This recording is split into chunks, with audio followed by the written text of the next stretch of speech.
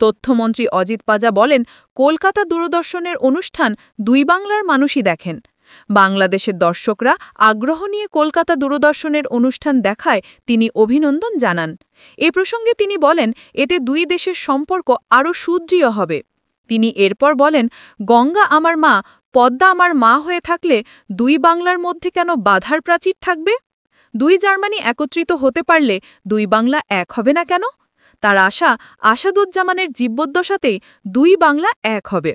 ঢাকার একটি দৈনিকে খবরটি ছাপা হয়েছে। কলকাতা প্রেস ক্লাবের এই অনুষ্ঠানে বাংলাদেশের ডেপুটি হাইকমিশনার সৈয়দ নূর হোসেনও উপস্থিত ছিলেন। ভারতের কেন্দ্রীয় মন্ত্রী দুই বাংলা একত্রীকরণের আকাঙ্ক্ষা বাংলাদেশের ডেপুটি হাইকমিশনারের মাঝে কতটা প্রতিক্রিয়া সৃষ্টি করেছে তা জানা যায়নি। বাংলাদেশ সরকারের পররাষ্ট্র মন্ত্রণালয়ও এ ব্যাপারে এখনও কোনো প্রতিক্রিয়া ব্যক্ত করেনি। ভারতের কেন্দ্রীয় মন্ত্রী অজিত পাজা কি তাহলে পশ্চিমবঙ্গকে দিল্লির শাসন থেকে মুক্ত করে দুই বাংলার একত্রীকরণ চান? একজন কেন্দ্রীয় মন্ত্রী ও ডাকসাইতে কংগ্রেস নেতা কিছুতেই ভারতের কোনো অংশ ভেঙে যাক তা চাইতে পারেন না। সাম্রাজ্যবাদ সমর্থিত বড় বুর্জুয়া ও ভূস্বামীদের দল কংগ্রেস শোষণ ও পণ্য বাজারের স্বার্থেই অখণ্ড ভারতের সম্প্রসারণ চায়। প্রতিবেশী দেশগুলোতে এদের সম্প্রসারণবাদী তৎপরতা অব্যাহত রয়েছে।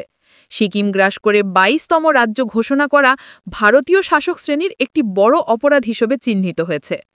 রুশ জাতি কর্তৃক অরুশ বিভিন্ন জাতির ওপর শোষণ লুণ্ঠনের কারণে লেনিন জার শাসিত রাশিয়াকে জাতিসমূহের কারাগার নামে উল্লেখ করেছিলেন। বর্তমানে দিল্লি শাসক শ্রেণীর উদ্যোগে ভারতের বিভিন্ন জাতির ওপর নিপীড়ন অব্যাহত রয়েছে। ফলে ভারতও আজ জাতিসমূহের আরেক কারাগারে পরিণত হয়েছে।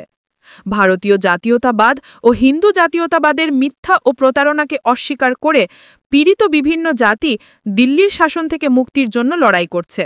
অগ্নিগর্ভ পূর্বাঞ্চলে নাগা, মিজো, অহমিয়া, গোর্খা ও ঝাড়খণ্ডীদের লড়াই চলছে। কাশ্মীর ও পাঞ্জাবে স্বাধীনতাকামীদের সাথে প্রতিদিনই ভারতীয় বাহিনীর বন্দুকযুদ্ধ চলছে। মূলত বন্দুকের জোরেই ভারতীয় শাসক শ্রেণী শোষণের স্বার্থে ভারতকে অখণ্ড রেখেছে।